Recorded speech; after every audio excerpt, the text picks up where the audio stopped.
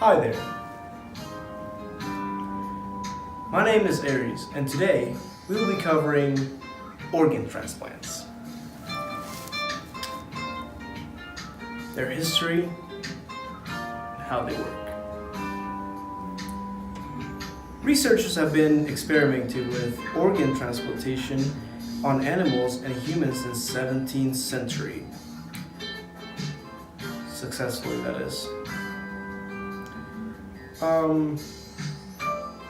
There have been many landmarks, like 1869, the first transplant performed, period. Successful one.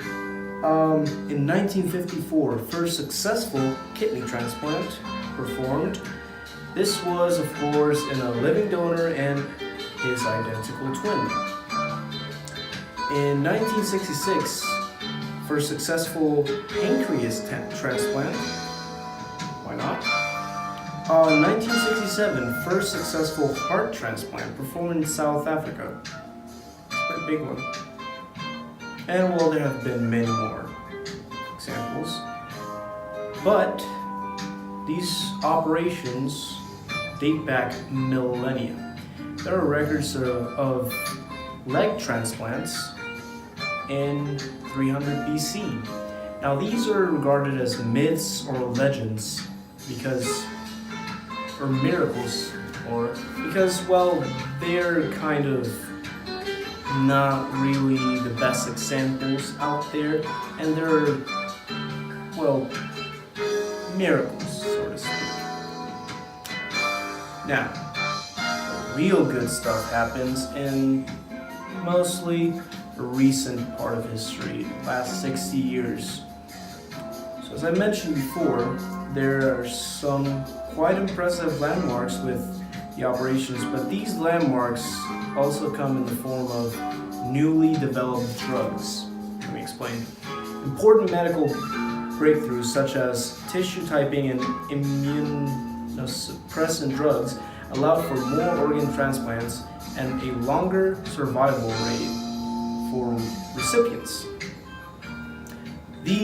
The most notable development in this area was Jean Borel's discovery of immunosuppressant drug in the mid-1970s. Cyclosporine was approved for commercial use in November 1983. This excerpt basically says that thanks to these drugs that were developed,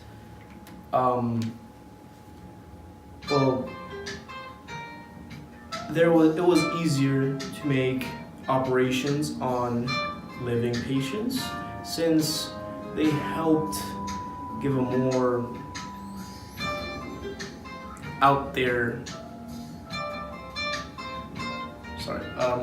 it helped give a more realized operation, and less infractions were committed, less problems were had with patients dying or feeling their operation being done. Now, as the years have gone by, the success of these operations has only improved, but that does not mean we are without our limits. As of the moment, our biggest obstacle seems to be nerves. The nerves, and not bending them or like operating on them, it's very tricky because of how small they are and how much there is to work with. We need to come up with a better solution to, work with them. In fact, last year there was an attempt of a head transplant that tragically went wrong, but it also went significantly better than its previous attempts. The future can only tell what sort of inventions we will come up with in the future that will help us with these obstacles, but technology surely will be on our side.